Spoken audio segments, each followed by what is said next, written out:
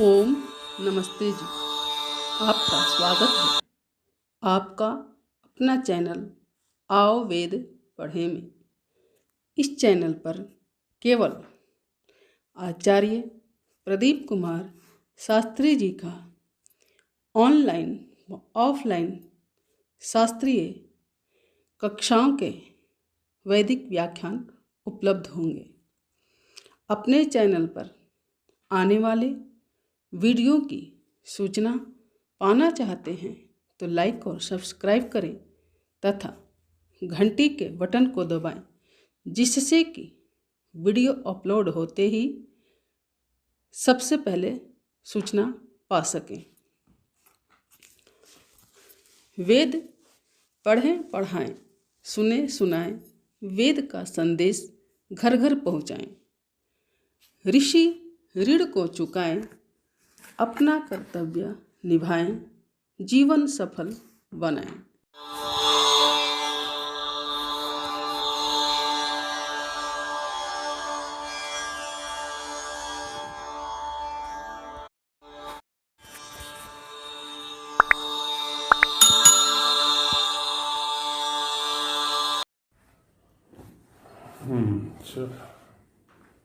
ओम सहना भवतु सहनो भुनक्तु सह वीर्यं करवावहै तेजस्विनावधीतमस्तु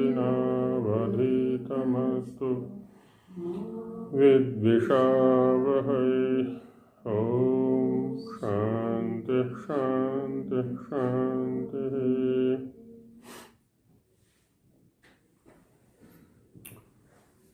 वेदोक्त धर्म विषय के अंतर्गत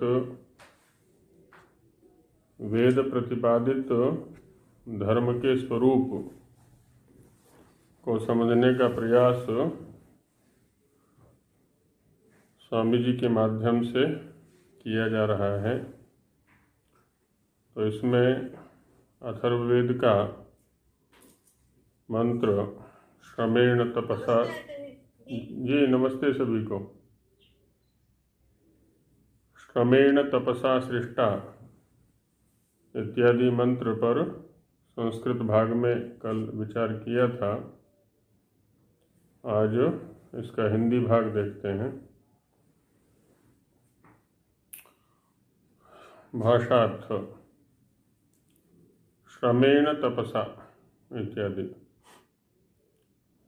इन मंत्रों के अभिप्राय से यह सिद्ध होता है कि सब मनुष्यों को श्रमेण इत्यादि धर्म के लक्षणों का ग्रहण अवश्य करना चाहिए। नजदीक से बोलो, दूर से बोल रहे हो आप?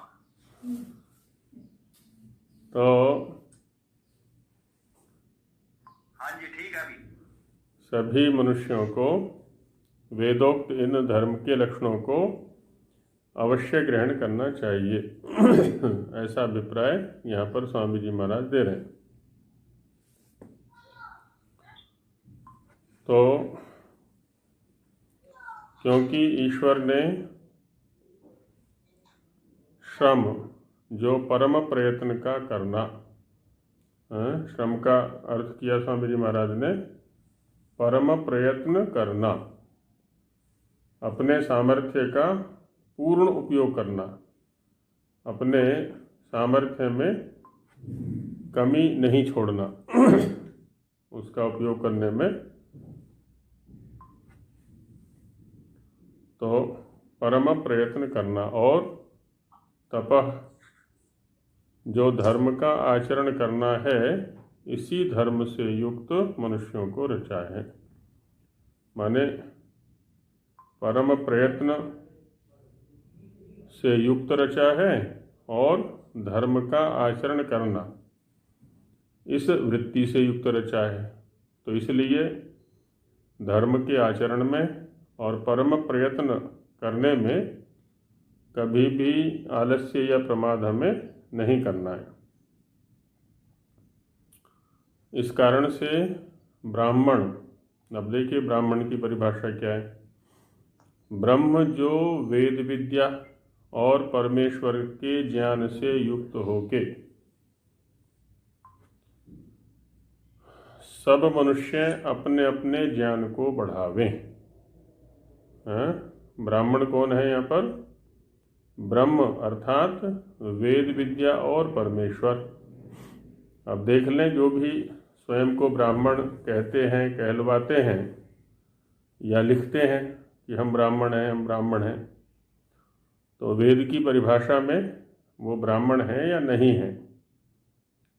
स्वामी जी कह रहे हैं यहाँ पर वेद के आधार पर कि ब्रह्म जो वेद विद्या और परमेश्वर के ज्ञान से युक्त होके, है ना, वेद विद्या के ज्ञान से युक्त और परमेश्वर के ज्ञान से युक्त होके सब मनुष्य अपने अपने ज्ञान को बढ़ावे। तो वेद विद्या और परमेश्वर के ज्ञान से युक्त होकर जो व्यक्ति अपने ज्ञान की वृद्धि के लिए यत्न करता है वो कौन है? ब्राह्मण। वो है ब्राह्मण। और ऋतेश्रिता, सब मनुष्य ऋत जो ब्रह्म, सत्य, विद्या और धर्माचरण इत्यादि शुभ गुणों का सेवन करें। ऋतेश्रिता का अर्थ दिया, ऋत क्या है यहाँ पर? ब्रह्म, सत्य, विद्या और धर्माचरण। तो इन शुभ गुणों का सेवन करें, है ना, इनके आश्रित रहें, इनको अपना आश्रय बनाएं। और द्वितीय मंत्र का भाव देते हैं कि सत्येनावृता, सब मनुष्य प्रत्यक्षादि प्रमाणों से सत्य की परीक्षा करके सत्य के आचरण से युक्त हों। सत्य के लिए भी स्वामी जी महाराज कह रहे हैं कि प्रत्यक्षादि प्रमाणों से परीक्षा करके। ऐसा नहीं कि किसी ने बोल दिया और हम उसको अपना लें ऐसे ही क्योंकि अमुक जी ने बोला है। तो प्रत्यक्ष, अनुमान आदि जो प्रमाण पीछे बताए थे उनके आधार पर पहले परीक्षा करें उसकी, फिर उसको अपनाएं, सत्य के आचरण से युक्त हों। और श्रिया प्रावृता, हे मनुष्य लोगों, तुम शुभ गुणों से प्रकाशित होके चक्रवर्ती राज्य आदि ऐश्वर्य को सिद्ध करके अतिश्रेष्ठ लक्ष्मी से युक्त होके शोभा रूप श्री को सिद्ध करके उससे चारों ओर से आच्छादित होके शोभित हो। अब देखिए ये अर्थ दिया श्रिया प्रावृता। अब श्रिया प्रावृता का शाब्दिक अर्थ यदि हम लें तो इतना ही है कि श्री से घिरे हुए या श्री से आच्छादित हुए। लेकिन इसका व्याख्यान किया कि श्री क्या है। एक तो शुभ गुणों से युक्त होना, प्रकाशित होना, ये श्री है। चक्रवर्ती राज्य आदि ऐश्वर्य को सिद्ध करना, ये श्री है। इनसे अतिश्रेष्ठ लक्ष्मी से युक्त होना, ये श्री है। और इन सब से युक्त होते हुए शोभा रूप श्री को सिद्ध करके, है ना, स्वयं सुशोभित होना, प्रकाशित होना, ये श्री है। तो जब जिसके ये श्री चारों ओर हो, है ना, जिधर देखें उधर ये ही श्री हो, तब क्या स्थिति होगी उसकी? इस श्री से वो आच्छादित होगा, शोभित होगा, सुशोभित होगा। तो ये स्थिति हमें अपनी बनानी है। और यशसा परिवृता, सब मनुष्यों को उत्तम गुणों का ग्रहण करके सत्य के आचरण और यश अर्थात उत्तम कीर्ति। यश तो व्यक्ति कैसे भी कर लेता है, आजकल भी है ना, जब जिस किसी राजनीतिक व्यक्ति को कोई पूछता नहीं है तो उल्टा सीधा वचन बोल देता है वो। ऐसे फिल्मी जगत वाले हैं, कुछ भी बोल देते हैं अभिव्यक्ति की स्वतंत्रता के नाम पर। घटम भित्वा पटम छित्वा कृत्वा कर्दम मर्दनम। कि कोई किसी को पूछ नहीं रहा है तो चौराहे पर जाकर के घड़े फोड़ने लगे, अपने कपड़े फाड़ने लगे, कीचड़ में कूदने लगे, माने कुछ भी उल्टा सीधा कर्म करके अपने आप को प्रसिद्ध कर देना। ऐसा नहीं, अभी तो उत्तम कीर्ति होनी चाहिए। लोग हमें आदर्श के रूप में देखें। जितने भी संसार से हमारा परिचय हो, मनुष्य समाज से हमारा परिचय हो, तो हमारी जो छवि है वो एक आदर्श के रूप में हो उनके मध्य। इसको कहते हैं उत्तम कीर्ति। कीर्ति क्या होती है? क्रीत संशब्दने धातु से कीर्ति, हमारी चर्चा होना। तो हमारी चर्चा किस रूप में हो, है ना? तो अच्छे रूप में होनी चाहिए कि व्यक्ति हो तो ऐसा। अब हम जिस भी भूमिका में हैं, हम माता की भूमिका में हैं, पिता की, आचार्य की, उपदेशक की, पुरोहित की, या किसी कर्मचारी की भूमिका में हैं, अधिकारी की भूमिका में हैं, जो भी दायित्व हमें मिला है समाज के अंदर, वो दायित्व ऐसा होना चाहिए हमारा कि लोग हमें आदर्श के रूप में देखें कि देखो व्यक्ति हो तो ऐसा, माँ हो तो ऐसी, पिता हो तो ऐसा, आचार्य हो तो ऐसा, जो सबके प्रति समान भाव रखता है, अपना जो दायित्व है उससे कभी निष्ठा रहित नहीं होता, बेईमानी नहीं करता है, छल कपट आदि नहीं करता है। तो ये होती है उत्तम कीर्ति, हमारे विषय में चर्चाएं। अपयश नहीं होना चाहिए कि लोग बचना चाहें और बचाना चाहें हमसे, वो स्थिति नहीं होनी चाहिए। तो ये क्या चल रहा है यहाँ पर? धर्म का स्वरूप अभी अथर्ववेद के आधार पर, ऋग्यजु के आधार पर पहले बता चुके हैं। और मंत्र लेते हैं अभी आगे अथर्ववेद से ही। ओम जी। आचार्य जी, पंडित में और ब्राह्मण में क्या कुछ अंतर रहता है जी?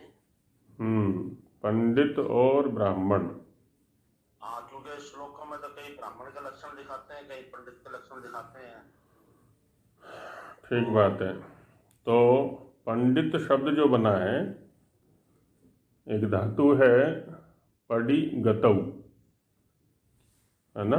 पड़ी गतौ धातु से पंडित बनता है, और धातु से पहले बनेगा पंडा। पंडा कहेंगे गतिशील बुद्धि को, है ना? क्योंकि पड़ी गतौ धातु से बना है ये पंडा शब्द। तो पंडा का मतलब हो गया गतिशील बुद्धि, प्रगतिशील बुद्धि।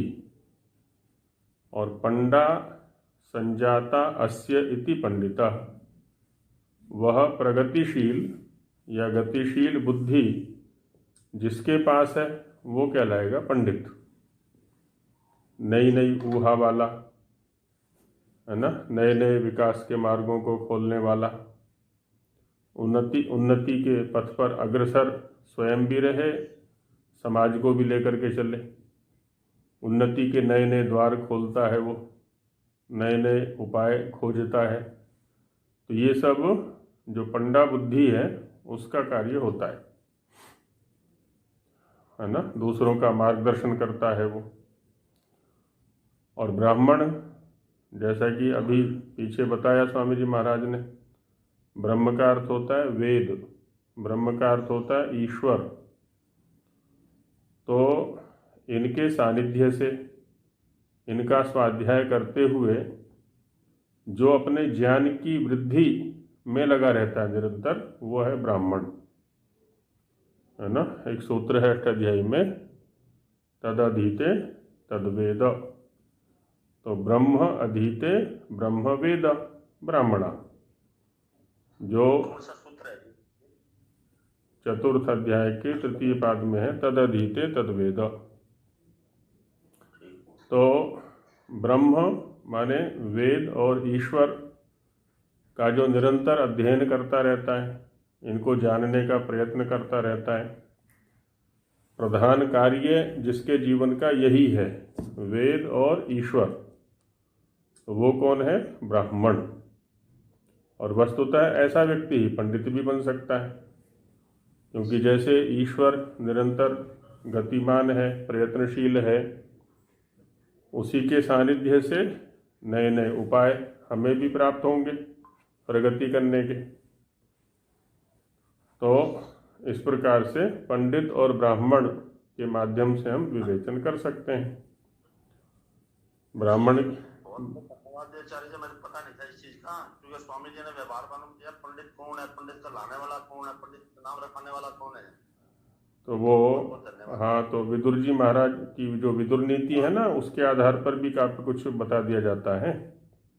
हाँ जी, हाँ जी, ठीक। और ब्राह्मण के लिए महाभाष्य में आया है कि तपः श्रुतम च योनिश्च एतद् ब्राह्मण कारकम, तपः श्रुताभ्याम यो हि नः जाति ब्राह्मण एव स, कि तपस्वी होना और श्रुतशील होना है ना, तपस्वी होना और वेदाध्यायी होना, और ऐसे ही माता पिता तपस्वी और श्रुतशील माता पिता से जन्म लेना है ना। 3 कारण बताए वहाँ पर, एक स्वयं तपस्वी हो और स्वयं वेदाध्ययन के स्वभाव वाला हो, श्रुतशील हो, और तपस्वी श्रुतशील माता पिता से जन्म भी जिसका हो। ये 3 कारण हुए ब्राह्मण होने के। और जो स्वयं तपस्वी नहीं है, स्वयं श्रुतशील नहीं है, वेदाध्यायी नहीं है, तो वो तो जन्म का ही माने नाम का ही ब्राह्मण है केवल, उसको ब्राह्मण नहीं कहना चाहिए, है ना, वो तो नामधारी है केवल। जैसे आप लोगों में से अनेक किसान होंगे, ऐसा सोचा जा सकता है। तो किसान जो है ना, मटर या चने आदि की खेती की सुरक्षा के लिए खेत में एक कुर्ता पजामा में भूसा भर के या घास भर के और उसके हाथ में डंडा पकड़ा करके खड़ा कर देते हैं खेत में, डरावा। तो डरावा जैसे नाम का ही डरावा होता है, बस वो है ना। तो ऐसे ही नाम का ब्राह्मण होता है। तो कह तो देंगे लोग कि पंडित जी आ गए, पंडित जी आ गए, ऑफिस में भी और भी अनेकत्र, लेकिन वस्तुतः वो नाम के ही पंडित जी हैं, बस काम उसमें एक भी नहीं है ना। तो जाति ब्राह्मण ऐसा रहता है।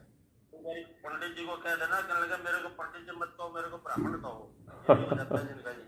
तो हरियाणा में तो ना पंडित जी है ना ब्राह्मण है, वो तो या तो ब्राह्मण हो गया,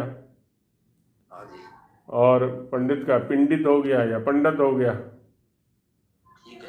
तो जो विशुद्ध होगा वो तो पंडित होगा या ब्राह्मण होगा, ना वो ब्राह्मण है, ना वो पिंडित है, ना पंडित है। तो ऐसे लोग तो पंडित ही होते हैं फिर वो। हाँ, तो अब अगला मंत्र लेते हैं। ओम स्वधया परिहिता श्रद्धया पर्यूढ़ा दीक्षया गुप्ता यज्ञे प्रतिष्ठिता लोको निधनम्। ओम ओजश्च तेजश्च सहश्च बलं च वाक्च इंद्रियं च श्रीश्च धर्मश्च।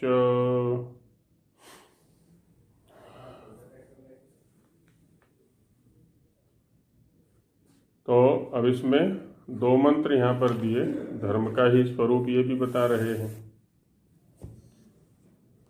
इसमें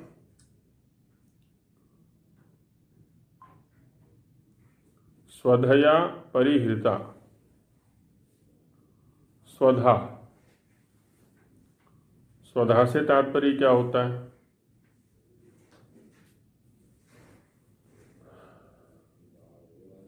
स्वधा में 2 शब्द हैं, स्व और धा। तो जैसे एक स्वस्थ शब्द होता है, स्वस्थ, स्वस्थ में भी 2 शब्द हैं, स्व और स्थ। तो स्वस्मिन तिष्ठति इति स्वस्थः, जो अपने आपे में रहता है, जैसा उसको होना चाहिए, जिस ऋतु में, जिस परिस्थिति में, है ना, तो उसको क्या कहा जाता है? स्वस्थ। स्वस्मिन माने अपने आपे में, तिष्ठति माने रहता है, तो जो अपने आपे में रहता है तो उसको कहते हैं स्वस्थ। इसलिए तो कभी कभी जब झगड़ा होता है ना आपस में, तो हम कह दिया करते हैं सामान्य रूप से कि अपने आपे में रहे, ज़्यादा बाहर मत निकल, है ना, नहीं तो जितना है उतना कर दूंगा, आदि आदि शब्दों का प्रयोग किया करते हैं। इसका मतलब वो स्वस्थ नहीं है, जितना उसका शक्ति या सामर्थ्य है उससे अधिक बोल रहा है। तो स्वस्मिन तिष्ठति इति स्वस्थः उसको कहा जाता है। वैसे ही स्वम दधाति इति स्वधा, ऐसा कह सकते हैं। स्वम स्वात्मानम दधाति इति स्वधा, जो स्वयं को धारण करना, है ना, स्वयं को धारण करना। जैसे श्रद्धा शब्द है ना, एक श्रद्धा का अर्थ क्या होता है? सत कहते हैं सत्य को, धा माने धारण करना, तो सत्य को धारण करने का नाम है श्रद्धा। और स्वधा का अर्थ क्या होगा? स्वयं को धारण करना, तो स्वयं को धारण करना ये हो गया स्वधा। अब हम अपने अस्तित्व को पहचाने कि मेरा अस्तित्व क्या है। मेरा अस्तित्व वह है जो मैं दिखना चाहता हूँ। मैं एक अच्छा व्यक्ति दिखना चाहता हूँ, तो अच्छा व्यक्ति दिखने के लिए क्या क्या अपेक्षित है वो मेरे अंदर होना चाहिए।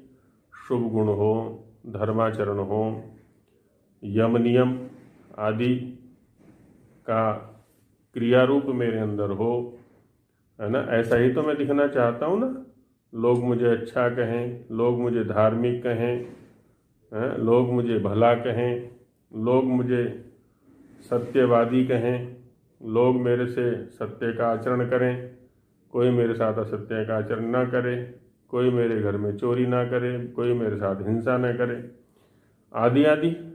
ये सब क्या है ना, मैं ऐसा ऐसा अपने आप को चाहता हूँ। तो ये जो वृत्ति है, ये जो स्वभाव है, स्वभाव भी कह सकते हैं, तो इससे परिहिता मेरे चारों ओर का जो वातावरण है, चारों ओर की जो वृत्ति है वो स्वधा वाली होनी चाहिए, मुझे स्वस्थ बनाने वाली होनी चाहिए, मुझे धारण करने वाली होनी चाहिए। धर्म का तात्पर्य भी तो यही होता है ना, धारण किया जाने वाला, जिसको हम धारण करते हैं, जो हमें धारण करता है, अर्थात हमारा आचरण। धर्म जो है केवल मानने की या कहने की वस्तु नहीं है, अपितु आचरण की वस्तु है। उस आचरण के माध्यम से ही हमारा परिचय हुआ करता है। तो इसको कहा स्वधा, है ना, स्वधया परिहिता। ऐसा जो व्यवहार है, ऐसा जो आचरण है, उससे चारों ओर से हम सुरक्षित। श्रद्धया परियूढ़ा, श्रद्धा शब्द को अभी हमने देखा। सत्य के प्रति समर्पण, ईश्वर के प्रति समर्पण, वेद के प्रति समर्पण, है ना। तो जो भी सत्पक्ष है उनके प्रति समर्पण होना, ये क्या है? श्रद्धा। तो इससे परियूढ़ा, इस पर हम इसको धारण किए हुए रहें, इसका वहन करने वाले बने। और दीक्षया गुप्ता, जिस भी शुभ गुण के लिए हम दीक्षित हो गए, उसको ग्रहण करने का संकल्प करें, तो उसको प्रदर्शित करने की आवश्यकता नहीं है। कुछ लोग जो है ना, करते कम हैं और प्रदर्शित अधिक करना चाहते हैं, या प्रदर्शित अधिक करते हैं उसको, कि देखो मैं धार्मिक हूँ, देखो मैं योगी हूँ, मैं साधक हूँ, मैं विद्वान हूँ, मैं आचार्य हूँ। या तो अपनी वाणी से प्रदर्शित करेंगे, या अपनी वेशभूषा से प्रदर्शित करेंगे, विज्ञापन से प्रदर्शित करेंगे, आदि आदि अनेक प्रकार हो सकते हैं। तो कहते हैं ये प्रतिज्ञा जो भी है हमारी, वो प्रदर्शन का विषय नहीं है, सुगुप्त, है ना, आचरण का विषय है। अपने अंदर धारण करें और उसके अनुसार अपना आचरण बना लें। ये होता है। गुप्ता का मतलब गुप्त हो गया ना। हाँ, गुपु रक्षणे है ना, गुप गोपने धातु है और गुपु रक्षणे धातु है। ये गोत्र गुप्ता जो लगाते हैं वो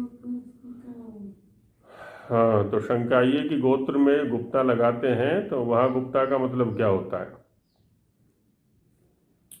तो चलो पहले गुप्ता शब्द तो समझ में आ गया ना, है ना।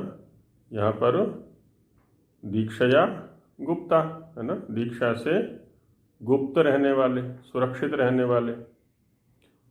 पहले भी एक बात अनुषंगतः आई थी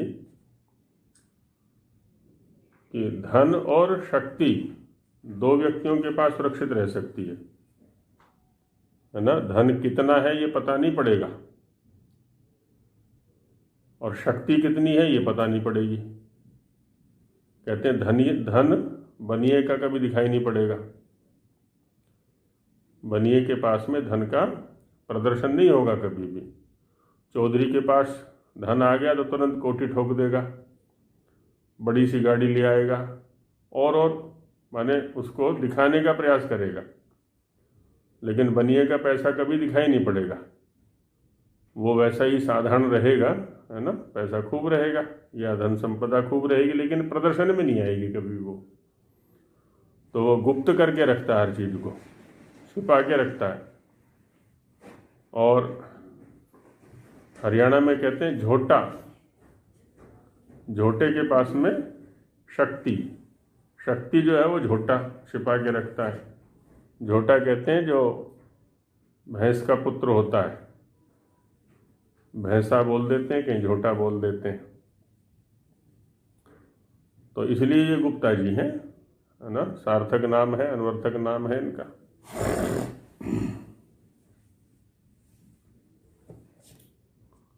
और चौधरी वो होता है जो चारों तरफ से धारण करता है, सबको धारण करके चलता है वो।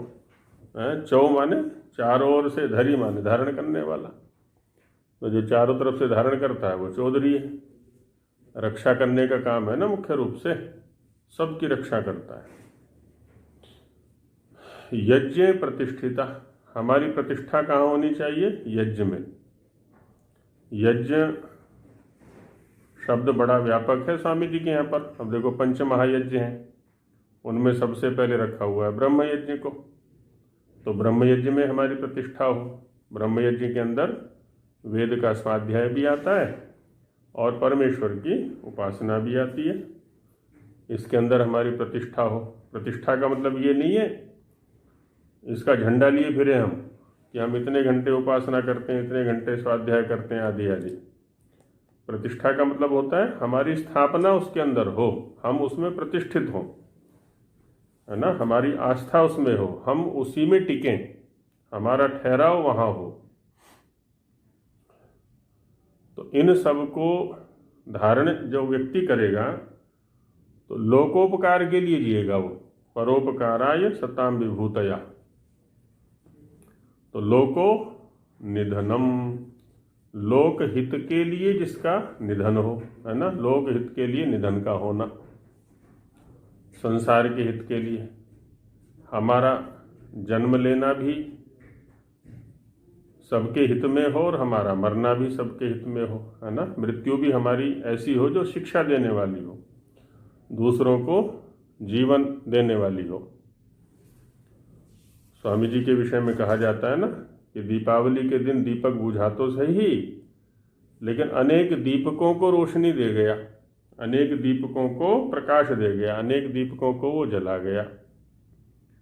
तो अब देखो ऐसे व्यक्ति का जाना भी जो है ना प्रेरणाप्रद हुआ, लाभदायी हुआ, है ना। तो ये धर्म है, इसको हमें धारण करना है। और क्या होना चाहिए हमारे पास में? ओजश्च, ओज होना चाहिए। आयुर्वेद के अनुसार, आयुर्वेद में भी कुछ लोगों के अनुसार ओज शरीर की 8वीं धातु है। 7 धातुएं तो सामान्य रूप से रस से आरंभ करके शुक्र तक मानते ही हैं सारे के सारे, लेकिन ओज नामक भी एक 8वीं धातु है जो हृदय के अंदर रहती है और उसका वर्ण जो है ना स्वर्णाभ का होगा, उसका जो रंग होता है ना सोने की आभा वाला, जैसा सोने का रंग होता है वैसा रंग, वैसी दीप्ति या प्रकाश उसके अंदर होता है। तो वो शरीर पर भी चमकता है बाद में फिर। तो ओज, जो ओजस्वी होता है व्यक्ति वही पराक्रमी होता है। जिसके अंदर ओज नहीं है वो किसी प्रकार का पराक्रम भी नहीं कर सकता। और तेज, जो सत्यादि युक्त व्यवहार करना है, धर्म युक्त व्यवहार करना है, उसमें ठहराव, उसमें टिकाव, उसमें धैर्य, दीनता या हीनता नहीं, अपितु उसमें धैर्य के साथ में जो है टिकना, ये तेज होता है। तेज निशाने धातु है वैसे। तो तीक्ष्णता माने किसी भी ज्ञान की जो गहराई है, किसी क्रिया को हम ज्ञानपूर्वक करें, गहराई पूर्वक करें, आधार पूर्वक करें, अधिकार पूर्वक करें, ये तेज होता है। सहश्च, हम सहनशील बने। हमारी सहनशीलता जो है ना वो उच्च कोटि की होनी चाहिए। सहनशीलता का मतलब कायरता नहीं होता है।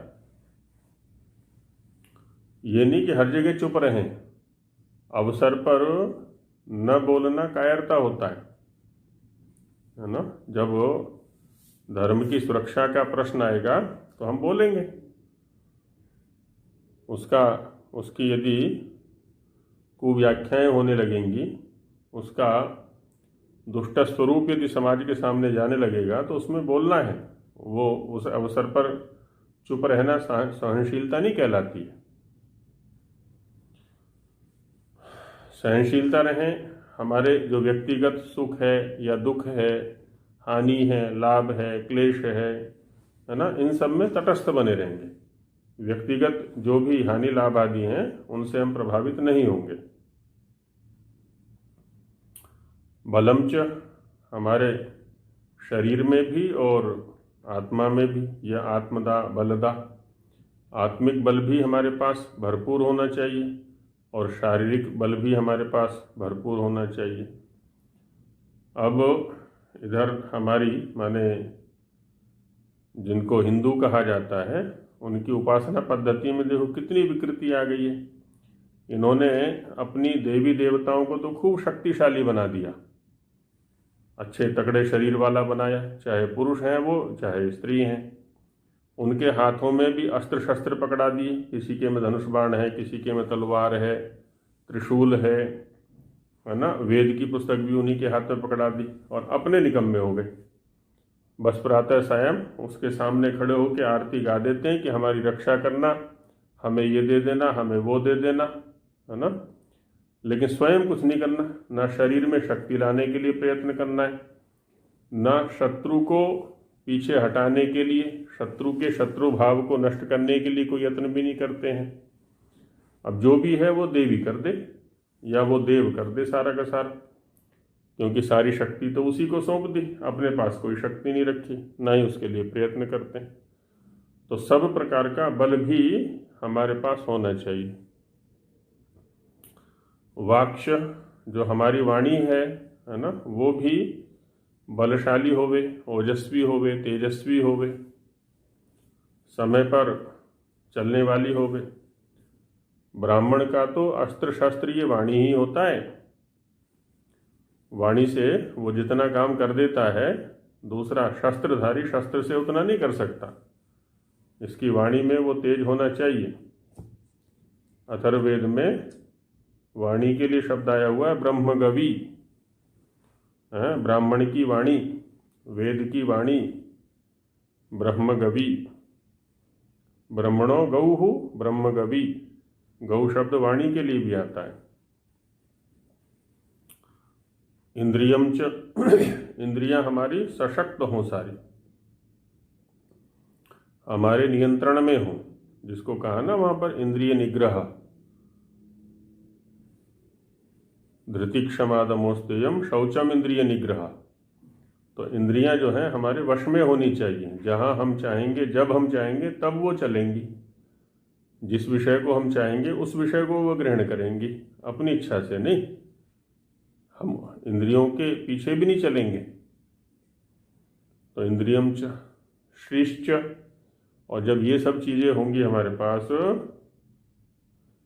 तो श्री हमारे पास होगी, राज्य हमारे पास होगा, जो राज्य लक्ष्मी है वो हमारे पास होगी। धर्मश्च, और धर्म का तो वैसे सारा का सारा स्वरूप ये बता ही रहे हैं। तो इस प्रकार का जो वेदोक्त सत्याचरण आदि से युक्त धर्म है ना, इसको हमें धारण करना है। और ये सब धर्म है हमारा, धर्म है माने धारण करने के साधन हैं। लेकिन ये धारण तभी करेंगे जब हम इनको धारण करेंगे। तो हम इनको धारण करें। अभी तो रजाई से नहीं निकला जाता, तो शक्ति कहाँ से आएगी शरीर में कि ठंड हो रही है बहुत। अच्छा, गर्मी में कि गर्मी हो रही है बहुत, एसी चलाओ जल्दी से, सहन शक्ति बिल्कुल रही नहीं शरीर के अंदर। तो जब थोड़ी गर्मी सहन नहीं होती, थोड़ी सर्दी सहन नहीं होती, थोड़ी विपरीत परिस्थिति सहन नहीं होती, किसी ने कुछ कह दिया तो आग बबूला हो गए तुरंत, तो कैसे कार्य कर पाएंगे। तो शक्तिशाली बनना है हर प्रकार से। स्वामी जी महाराज इसी को भाष्य में कहते हैं कि स्वधया परितः सर्वतः स्वकीय पदार्थ शुभ गुण धारणे नैव संतुष्य सर्वे मनुष्याः सर्वेभ्यो हितकारिणः स्युः। है ना, यहाँ पर सभी मनुष्य सभी के हितकारी कैसे हो सकते हैं, इसका एक सूत्र दिया स्वामी जी ने। क्या कि परितः अर्थात सर्वतः, चारों ओर से, स्वकीय पदार्थ है ना, जो हमारे अपने पदार्थ हैं। स्वधा में जो स्व शब्द है ना, उसको कह रहे हैं यहाँ पर कि हम दूसरे के पदार्थों पर दृष्टि ना डालें कि उस पर ये है, उसके पास ये है, वो मुझे मिलना चाहिए आदि आदि। जो अपने पदार्थ हैं, अपनी शक्ति, अपने पराक्रम, अपने परिश्रम से उपार्जित जो वस्तुएं हैं वो ही हमारे पास होने चाहिए। तो स्वकीय पदार्थ, और क्या होना चाहिए, शुभ गुण धारणे नैव, और जितने जितने शुभ गुण हैं उन सबको धारण करने से। तो जिस व्यक्ति का स्वभाव ऐसा होगा कि अपने ही पदार्थों को धारण करेगा और शुभ गुणों को धारण करेगा, तो इसी से संतुष्ट होकर के, योग दर्शन में संतोष के लिए कहा हुआ है संतोषाद अनुत्तम सुख लाभ।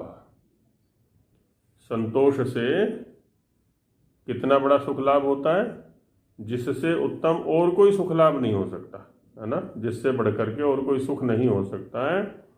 ऐसे सुख का लाभ होता है संतोषी व्यक्ति को।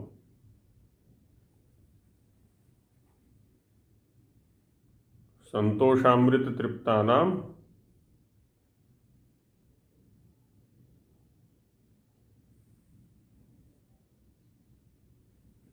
यत् सुखम शांत चेतशाम कुतस्तद्धन लुब्धानाम इतश्चेतश्च धावता। कहते हैं कि संतोष रूपी अमृत से जो तृप्त लोगों को जिस सुख की प्राप्ति होती है, संतोष का मतलब निकम्मा होना नहीं है, निठल्ला होना नहीं है, आलसी प्रमादी होना नहीं है कि जो मिलेगा सो मिल जाएगा, अजगर करे न चाकरी पंछी करे न काम, वो नहीं है। पूर्ण परिश्रम करना है, लेकिन उससे जो उपलब्ध हो गए उसमें संतुष्ट रहे। उस व्यक्ति को जो सुख प्राप्त होता है वह सुख कुतस्तद्धन लुब्धानामितश्चेतश्च धावताम। धन के लोभ में जो दिन रात दौड़ते फिरते रहते हैं, ना खाते हैं ठीक से, ना सोते हैं ठीक से, ना अपने लिए समय है, ना परिवार के लिए समय है, ना समाज के लिए समय है, तो उनको वह सुख कैसे मिल सकता है, उनको वह सुख नहीं मिलेगा। तो वही कह रहे हैं कि संतुष्य, है ना, इससे संतुष्ट होकर के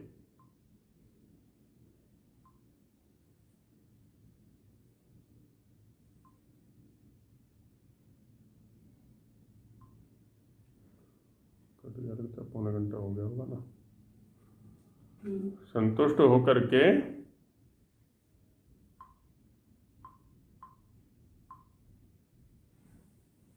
सारे जुड़ेंगे क्रम से।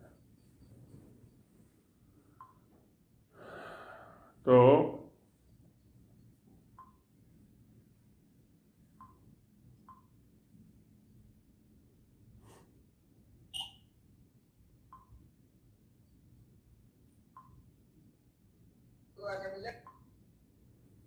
संतुष्य है ना, संतुष्ट होकर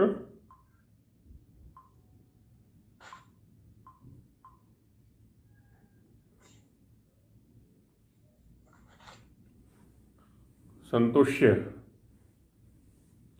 सर्वे मनुष्याः सर्वेभ्यो हितकारिणः स्युः।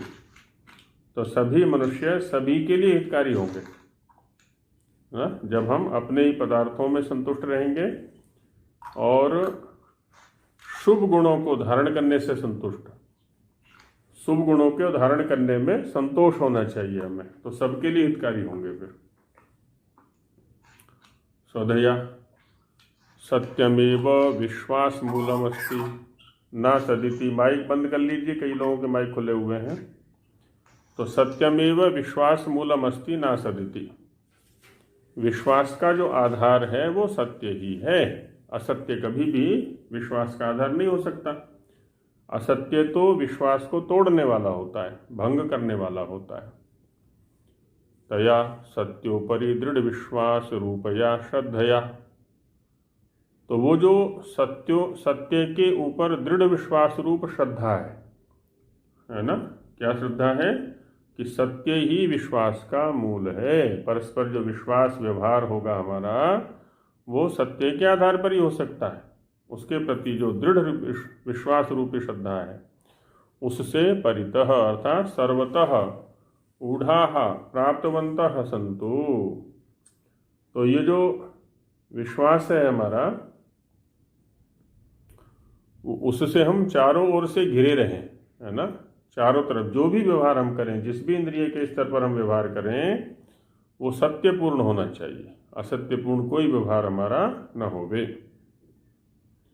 ऐसे ही दीक्षया गुप्ता सद्भिर आप्तैर विद्वद्भिश्च कृत सत्योपदेशया दीक्षया गुप्ता रक्षिता। अब जो भी अपने नाम के साथ में गुप्ता लगाते हैं ना, वो देख लें कि गुप्ता असली कौन होते हैं वेद की भाषा में। केवल धन को गुप्त रखने से ही गुप्ता नहीं है, अपितु सद्भिर आप्तैहि विद्वद्भिश्च। सद्भि माने सज्जनों के द्वारा, आप्त लोगों के द्वारा, और विद्वद्भि विद्वान लोगों के द्वारा, कृत सत्योपदेशया किए गए जो सत्योपदेश हैं, ऐसी दीक्षया गुप्ता रक्षिता। ऐसी दीक्षा से जो अपनी रक्षा करते हैं कि हम सज्जनों की बातें उपदेश ही सुनेंगे, आप्तों के वचन ही सुनेंगे, विद्वानों के वचन ही सुनेंगे, है ना। तो इस प्रकार का स्वयं को दीक्षित करना है, उस दीक्षा से स्वयं की रक्षा करनी है। सर्व मनुष्याणाम रक्षितारश्च स्युः। केवल अपनी ही रक्षा नहीं करनी है, अपितु सभी की रक्षा करनी है। जो भी हमें असुरक्षित दिखाई पड़ते हैं, अरक्षित दिखाई पड़ते हैं, उन सभी के लिए अपने सामर्थ्य का प्रयोग करना है ना। उदरम भरी नहीं बनना है। व्याकरण में एक उदाहरण आता है, उदरम भरी, कुक्षिम भरी। अपने ही पेट को भरने में जो लगे रहते हैं, बस मेरा पेट भर जाए, बाकी दूसरे का खाली रहता हो, खाली रहे, भूखा मरता हो मरे, बस मेरा पेट भर जाए। ये वृत्ति हमारी नहीं होनी चाहिए। वो गुप्ता नहीं है ना। गुप्ता वही है जो अपनी रक्षा के साथ साथ सभी की रक्षा का प्रयास करते हैं। सर्व मनुष्याणाम रक्षितारश्च स्युः।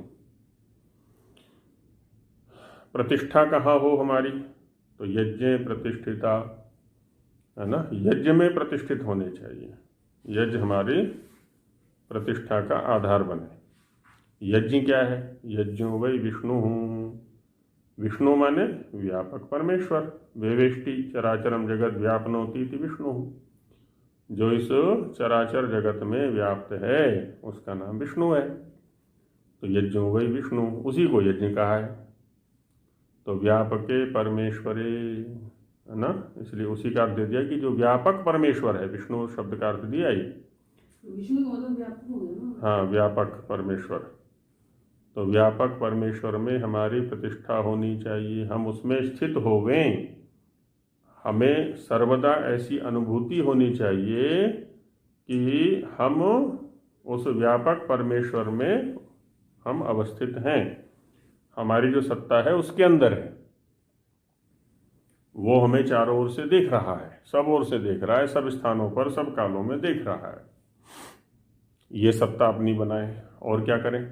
सर्वोपकार के अश्वमेधादौ, सभी का उपकार करने वाले जो अश्वमेधादि यज्ञ हैं, याग हैं, उनमें प्रतिष्ठा करें अपनी, है ना। तो दैनिक अग्निहोत्र भी करना है, जो नैमित्तिक पर्व इष्टियाँ हैं वो भी करनी है, जो बड़े बड़े याग हैं सामाजिक और राष्ट्रीय स्तर के, समाज और राष्ट्र की सुरक्षा के लिए किए जाने वाले जो प्रयत्न हैं वो भी हमें करने हैं।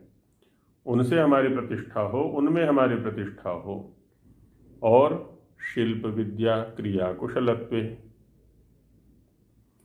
जो शिल्प विद्या की क्रिया है उसमें भी हमारा कौशल होना चाहिए, है ना। जो भी, चाहे कृषि है, कृषि आधारित और बहुत से उत्पाद हैं, वृक्ष आदि से बनने वाले उत्पाद हैं, है ना, जो भी हैं, तो वो सब भी, उसमें भी हमें हमारी कुशलता होनी चाहिए। वस्त्र हैं, धातुओं से बनने वाले जो पात्र आदि हैं, मिट्टी से बनने वाले पात्र हैं, और बहुत सारे शिल्प हैं, तो इन सब में भी हमारा कौशल होना चाहिए।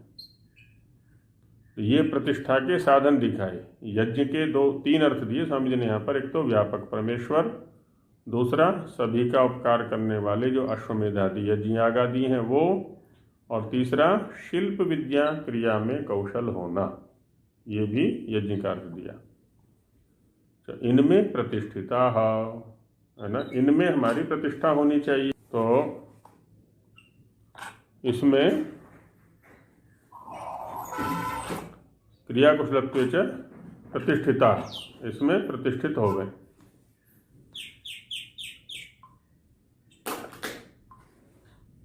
इसमें हमारी प्रतिष्ठा होनी चाहिए।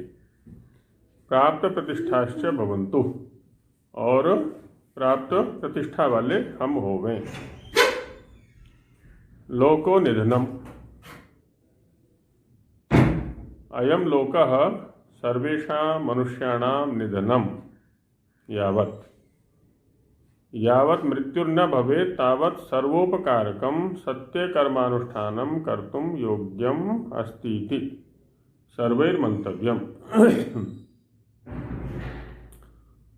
तो अयम यो लोकः, ये जो लोक है, संसार है, अयम लोकः सर्वेषां मनुष्याणां निधनम यावत्, निधनम अर्थात यावत् मृत्युर्न भवेत्, मृत्यु पर्यंत, तावत् सर्वोपकारकम, तो जब हमारी मृत्यु पर्यंत हमारी जो वृत्तियां हैं वो कैसी होनी चाहिए? सर्वोपकारक, सभी का उपकार करने वाली होनी चाहिए। और सत्कर्मानुष्ठानम, सत्कर्मों का अनुष्ठान करने वाली होनी चाहिए।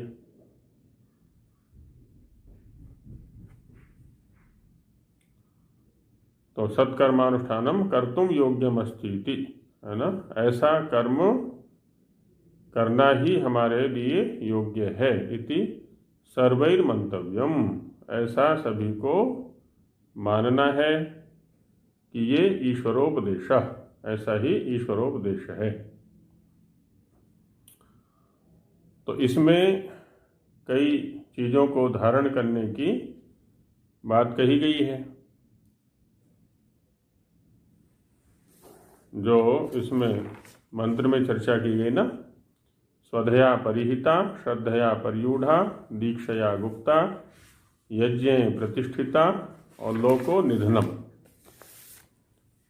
तो इसका जो मुख्य तात्पर्य है वो सभी के उपकार में, कि हमारी जो जीवन शैली है, हमारे जो साधन हैं, हमारी जो इंद्रियां हैं, हमारा संपूर्ण प्रकार का जो सामर्थ्य है वो कैसा होना चाहिए, जो सभी के उपकार में लगने वाला हो, सभी का उपकार करने वाला होना चाहिए। और प्रत्येक क्रिया हमारी सत्य से युक्त होनी चाहिए। सत्कर्म के अनुष्ठान में ही हमारी प्रवृत्ति होनी चाहिए। असत्कर्म के अनुष्ठान में हमारी प्रवृत्ति कभी भी नहीं होनी चाहिए। तो अगले मंत्र का जो भाष्य है उसको कल देखेंगे, अभी समय हो गया। ओम सहना भवतु सहनौ भुनक्तु सह वीर्यं करवावहै तेजस्विनावधीतमस्तु मा विद्विषावहै। ओम शांति शांति शांति। सभी को नमस्ते जी।